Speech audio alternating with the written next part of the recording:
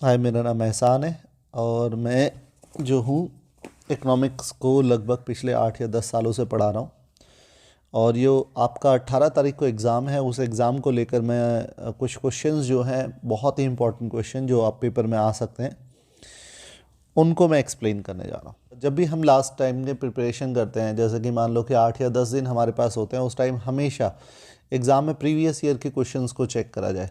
Previous year में जो questions होते हैं उन्हीं को वो मोस्टली वो सारे इंपॉर्टेंट क्वेश्चंस होते हैं चैप्टर के। चलो, ज़्यादा टाइम वेस्ट ना करते हुए मैं क्वेश्चन को एक्सप्लेन करना स्टार्ट करता हूँ। सीधा है, सबसे पहले जैसे हम कहते हैं कैपिटल गुड्स। कैपिटल गुड्स क्या है? कोई भी गुड्स जो लंबे टाइम तक इस्तेमाल किया जा सकता है और प्रोडक्शन में पार्ट ले रहा है। ये बहुत ज़रूरी पॉइंट है कि प्रोडक्शन में पार्ट ले रहा है या नहीं ले रहा है। जैसे कि मशीन है, कपड़े धोने की मशीन है, अगर मैं अपने घर में इस्तेमाल कर रहा हूँ तो ये प्रोडक्शन में पार्ट नहीं ले रहा है। लेकिन हम एक ड्राई क्लीनर की शॉप वाले को देखें तो वहाँ पर यही मशीनें कमर्शियल पर्पज़ के लिए इस्तेमाल की जा रही हैं। इसी तरह से हम एक और एग्जांपल ले सकते हैं। जैसे हमने मशीन का एग्जांपल लिया है, सिलाई मशीन का एग्जांपल लेते हैं। फैक्ट्री के अंदर अगर सिलाई मशीन का इस्तेमाल किया जा रहा है तो कैपिटल गुड्स है। अगर घर में इस्तेमाल कर रहे हो, सिंपल कंज्यूमर गुड्स है। ठीक है, तो हमें क्या दिमाग में रखनी है खास बात? फिक्स एसेट्स होनी चाहिए, बार बार इस्तेमाल की जा सकती है। उसके बाद उसे प्रोसेस ऑफ प्रोडक्शन में पार्ट लेना ज़रूरी है और ये इंटरमीडिएट गुड्स को चेंज करने में मदद करते हैं। तो हम क्या कहेंगे? कैपिटल गुड्स किसको कहेंगे? हम कैपिटल गुड्स वो गुड्स हैं जो प्रोसेस ऑफ प्रोडक्शन में पार्ट लेते हैं लेकिन लॉन्ग टर्म तक यूज़ किए जा सकते हैं, और ये हमारी हेल्प करते हैं इंटरमीडिएट गुड्स को फाइनल गुड्स में बदलने में, जैसे कि बिल्डिंग, प्लांट्स एंड मशीनरी। चलो, अब हम सेकंड क्वेश्चन पे चलते हैं। सेकंड क्वेश्चन हमारा दे रखा है, क्या है? इंटरमीडिएट गुड्स किसे कहते हैं? तो इंटरमीडिएट गुड्स वो गुड्स हैं जो यूज़ किए जाते हैं फिनिश गुड्स बनाने में। जैसे कि कार बना रहे, कार बनाने के लिए जैसे इन्होंने एग्जांपल लिया स्टील का। स्टील, लोहे का इस्तेमाल किया जाता है कार को बनाने के लिए। जैसे मोबाइल सेट परचेज़ किया एक मोबाइल सेलर ने दूसरों को सेल करने के लिए। जैसे मान लो मैंने कुछ नहीं भाई बनाया, मैं क्या करा, दूसरी शॉप से जो होलसेलर है, होलसेलर से कुछ फ़ोन लेकर आ गया और अपनी दुकान पे सेल कर रहा हूँ। तो मेरे लिए वो इंटरमीडिएट गुड्स है। मैंने उसमें कुछ वैल्यू एडिट करी और उसको मैं अब मार्केट में सेल कर रहा हूँ, तो ये इंटरमीडिएट गुड्स में आएगा। ठीक है, अब हम आ जाते हैं तीसरे क्वेश्चन पे कि डिफाइन करो कंज्यूमर गुड्स किसे कहते हैं। कंज्यूमर गुड्स क्या है? कंज्यूमर गुड्स सिंपल सी बात है, इसमें जो डेफिनेशन लिखी है उसके हिसाब से क्या लिखा है? Goods which are directly use for the satisfaction of the goods which use for the satisfaction of the human want which are not used in the production for other purpose is known as a consumer goods। जैसे कि अभी मैंने दही का example लिया था। अगर दही मैंने घर पर बनाई और डायरेक्टली मैंने कंज्यूम कर ली, उसे हम कंज्यूमर गुड्स कहेंगे या फिर कंजप्शन गुड्स कहेंगे। लेकिन अगर दही का इस्तेमाल मैं लस्सी बनाने के लिए कर रहा हूँ, रोड पर बेच रहा हूँ, तो वो मेरी कंजप्शन गुड्स नहीं कहलाएगी। ठीक है, अब हम आ जाते हैं सेम वही इंटरमीडिएट गुड्स। हमने ऑलरेडी एग्जांपल देखे थे। ठीक है, इंटरमीडिएट गुड्स को क्या होते हैं? The goods purchase by a firm for the use in the production of other goods और for the purpose of reselling non as the intermediate goods. यहाँ इन्होंने दो चीज़ें डिफाइन करी है। पहले क्या डिफाइन करी है कि अगर फर्म जो है रॉ मटेरियल इस्तेमाल कर रही है और कुछ फिनिश गुड्स बना रही है। जैसे कि मैंने अभी बोला कि अब मैं अग्रवाल के वहाँ लस्सी पीता हूँ, तो अग्रवाल वाले क्या करते होंगे? बहुत सारा दूध इस्तेमाल करते होंगे और दूध से क्या करते होंगे? वो लस्सी बनाते होंगे और लस्सी को बेचते हैं। ठीक है, तो जब वो बेच रहे हैं बनाकर तो वो इंटरमीडिएट गुड्स है। लेकिन अगर बेच नहीं रहे हैं, घर में इस्तेमाल की जा रही है, तो कंज्यूमर गुड्स है। ठीक है, तो दूसरी चीज़ इन्होंने एक और एग्जांपल लिया है कि आपने चाहे गुड्स बनाया है नहीं बनाया है, आप क्या कर रहे हो? होलसेलर से सामान लेकर आते हो और उस सामान को रीसेल करते हो। उसमें कुछ चेंजेस करो या ना करो, लेकिन उसके अगर आप रीसेल कर में इस्तेमाल कर रहे हो तो वो तुम्हारी इंटरमीडिएट गुड्स ही कहलाएगी। तो सिंपल सा लॉजिक है, आपको क्या समझना है? इंटरमीडिएट गुड्स किस लिए कौन से होते हैं? जो रीसेल के लिए किए जाते हैं। आपने खरीदा और उसको आप दोबारा बेचने की कोशिश कर रहे हो, वो तुम्हारा इंटरमीडिएट गुड्स है। इंटरमीडिएट गुड्स क्या है? इंटरमीडिएट गुड्स वो गुड्स हैं जिसका इस्तेमाल रीसेलिंग के लिए किया जाता है। दूसरी बात, रीसेलिंग के लिए हम उसमें कुछ वैल्यू चेंजेस कर कर उसकी वैल्यू बढ़ा भी सकते हैं। जैसे मैंने क्या करा, पानी भरा, जो पानी रोड पर सेल किया जाता है। अब पानी भरा, पानी की बोतल में पानी भरा और रास्ते में सेल कर रहा हूँ, हमने उसमें कोई चेंजेस नहीं है, तब भी बेच दिया। बेचने के पर्पज़ से इस्तेमाल कर रहे हैं तो भी वो क्या है? इंटरमीडिएट गुड्स है। लेकिन हमने क्या करा, पानी भरा, पानी भर के उसमें मिनरल्स, उसको फ़िल्टर किया, फ़िल्टर करने के बाद उसमें मिनरल्स वगैरह ऐड किए और उसके बाद तब हम उसे रीसेल कर रहे हैं। ठीक है, तो ये भी जो है इंटरमीडिएट गुड्स है। लेकिन दोनों देखो, एक हमने एक बिना चेंज किए हमने सेल कर दिया और एक हमने चेंज करके सेल किया है।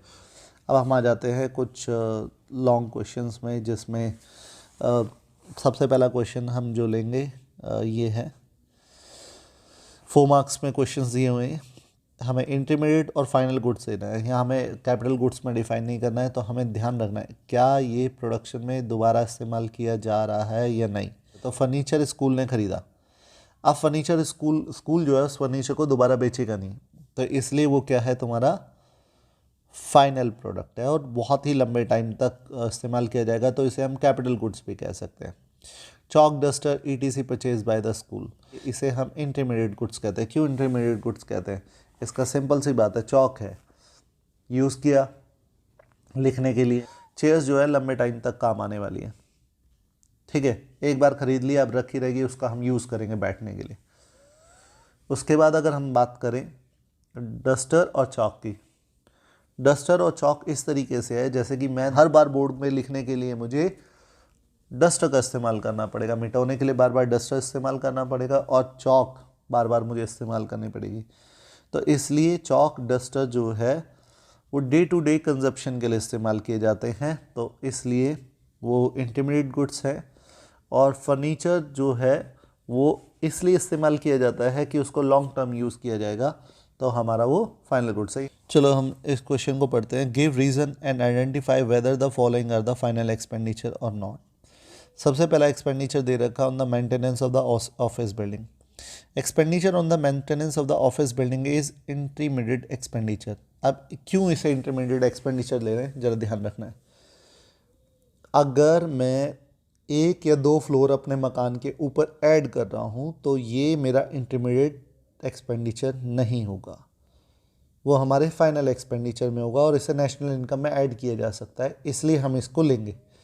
अगर हम क्या कर रहे हैं, पार्टीशन बना रहे हैं, रूम पार्टीशन बना दिया या फ्लोर क्रिएट ऐड कर दिया, तो उससे हमारी बिल्डिंग की वैल्यू बढ़ेगी, तब ये हमारी नेशनल इनकम का पार्ट हो जाएगा, तो इसे हम इन्वेस्टमेंट एक्सपेंडिचर में कहेंगे या फाइनल एक्सपेंडिचर में कहेंगे। तो लेकिन अगर सिंपल रिपेयर है तो वो हमारे इंटरमीडिएट एक्सपेंडिचर होते हैं और उसे हमें कभी भी नेशनल इनकम के अंदर इंक्लूड नहीं करना चाहिए। दोबारा से एक बार और समझा देता हूँ। इन्होंने कहा है कि हमें बताओ कि एक फाइनल एक्सपेंडिचर है या इंटरमीडिएट एक्सपेंडिचर है। ऑफिस बिल्डिंग की अगर मेंटेनेंस की जा रही है तो वो हमारा इंटरमीडिएट एक्सपेंडिचर है। अगर बिल्डिंग के अंदर नए फ्लोर्स बनाए जा रहे हैं या नए रूम्स बनाए जा रहे हैं तो उससे उसकी वैल्यू बढ़ेगी, वो इंटरमीडिएट एक्सपेंडिचर नहीं कहलाएगा। इंटरमीडिएट एक्सपेंडिचर सिर्फ बिल्डिंग से रिलेटेड रिपेयर वगैरह में काउंट करना है, और अगर बिल्डिंग में नए फ्लोर ऐड किए जा रहे हैं, नए पार्टीशन ऐड किए जा रहे हैं, तो उस केसेस में हम उसको फाइनल एक्सपेंडिचर के अंदर काउंट करेंगे। ये हमारा फाइनल एक्सपेंडिचर में काउंट होगा ये। और एक्सपेंडिचर जो मेंटेनेंस के लिए है वो सिंपल इंटरमीडिएट एक्सपेंडिचर में काउंट होगा। ठीक है, अब हम बात करते हैं expenditure on the improvement of the machinery in the factory. अब क्या किया जा रहा है, मशीनों में इम्प्रूवमेंट की जा रही है। इम्प्रूवमेंट मतलब उसमें नए पार्ट लगाए जा रहे होंगे, जैसे कि मैंने अभी कैमरा लगाना है, कैमरा लगाऊंगा तो उससे उसकी वैल्यू बढ़ जाएगी। अगर सिर्फ रिपेयर की जा रही है तो वो इंटरमीडिएट एक्सपेंडिचर है। अगर मशीन में इम्प्रूवमेंट की जा रही है, उसको बड़ा बनाया जा रहा है, उसके प्रोडक्शन की कैपेसिटी को इंक्रीज़ किया जा रहा है, तो उस केस में वो हमारा फाइनल एक्सपेंडिचर के अंदर काउंट होगा और उसको हम नेशनल इनकम में इंक्लूड करेंगे।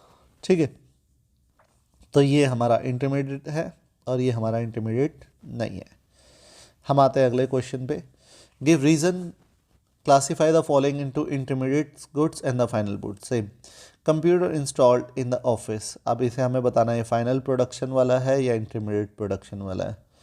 अब अभी हमने पीछे ऊपर पढ़ा था कि mobile set purchase by resale के लिए इस्तेमाल किया जा रहा है, तो ये हमारा इंटरमीडिएट गुड्स है रीसेल पर्पस के लिए। चलो क्वेश्चन नंबर 8 जिसमें दे रखा है कि पहचानो कि कौन सा इंटरमीडिएट गुड्स है कौन सा फाइनल गुड्स है। तो सबसे पहले दे रखा है computer installed in the office, ये हमारा फाइनल है। क्यों? इंटरमीडिएट गुड्स रॉ मटेरियल की तरह होता है, ठीक है, उसका इस्तेमाल किया जाएगा और उसको बेचा जाएगा। उसके बाद अगर हम कहें फाइनल गुड प्रोडक्ट क्या है, फाइनल प्रोडक्ट क्या है कि जिसको हम यूज़ करते हैं। जैसे मान लो कि मैं चेयर से इस्तेमाल कर रहा हूँ तो ये हमारी फाइनल गुड्स हैं, ठीक है। इसी तरीके से अगर मैं मार्कर इस्तेमाल कर रहा हूँ तो इंटरमीडिएट गुड्स है। तो इसी तरह ऑफिस के अंदर अगर कंप्यूटर इस्तेमाल किए जा रहे हैं तो ना तो उसको हम रीसेल करेंगे, ना उसमें बार बार उसे परचेज़ करेंगे, और उसका हम लगातार यूज़ करेंगे। तो ये हमारा क्या होगा, फाइनल प्रोडक्ट होगा computer. Mobile set purchase by a mobile dealer. अब मोबाइल डीलर क्या करेगा, मोबाइल को परचेज करके रीसेल करेगा, तो रीसेल करेगा तो ये हमारा इंटरमीडिएट गुड्स है, ठीक है। चलो हम क्वेश्चन नंबर 9 पे आते हैं। अब जो दे रखा है इसमें क्वेश्चन नंबर जो 9 है वो दे रखा है give reason classify into the intermediate और फाइनल गुड्स। सेम वही, तो हमें machinery purchase by a dealer. अब machinery purchase by a dealer क्या करेगा, वो उस मशीन को खरीद इस्तेमाल करेगा या बेचेगा, बेचेगा तो सीधी सी बात है इंटरमीडिएट गुड्स है। उसके बाद a car purchase by the household, obvious सी बात है, कार परचेज की गई है तो वो हमारा फाइनल गुड्स है। क्यों फाइनल गुड्स है, क्योंकि हम उसको इस्तेमाल करेंगे। सिंपल, अपनी नीड्स को सेटिस्फाई करने के लिए अगर यूज़ किया जा रहा है तो उसको हम फाइनल गुड्स कहेंगे। और अगर हम अपनी नीड को सेटिस्फाई मतलब नीड तो सारी चीज़ें सेटिस्फाई करते हैं, लेकिन अगर प्रोडक्शन के अंदर रीसेल के लिए इस्तेमाल किया जा रहा है तो इंटरमीडिएट गुड्स है, ठीक है। और अगर अपनी ज़रूरतों को पूरा करने के लिए यूज़ किया जा रहा है तो उसको हम फाइनल गुड्स कहते हैं। तो अगर हमें फाइनल गुड्स और इंटरमीडिएट गुड्स में डिफरेंस देखना है, सबसे पहले यूजेस देखो। इंटरमीडिएट को क्या करा जाता है कि उसमें मॉडिफिकेशन करके उसको रीसेल किया जाता है, और फाइनल गुड्स को कभी भी रीसेल नहीं किया जाता, उसका यूज़ किया जाता है। Machinery purchase by a dealer, ये जो है ये हमारी रीसेल के लिए इस्तेमाल कर, डीलर खरीदेगा और बेच देगा।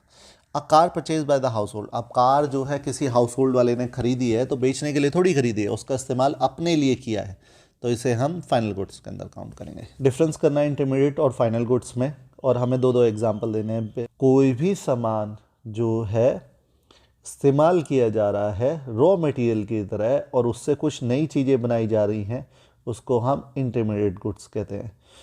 पर्पज़ इसका सिर्फ रीसेल होता है, प्रोडक्शन बाउंड्री के अंदर होता है। ये एग्जाम्पल जैसे इन्होंने स्टील दे रखा है, देखो हमें डिफरेंस बताना है इंटरमीडिएट और फाइनल गुड्स में। हमें सबसे पहला डिफरेंस क्या रखना है कि इंटरमीडिएट जो गुड्स होते हैं वो रॉ मटेरियल होते हैं, और रॉ मटेरियल किस लिए इस्तेमाल किए जाते हैं, नई नई चीज़ें बनाने के लिए।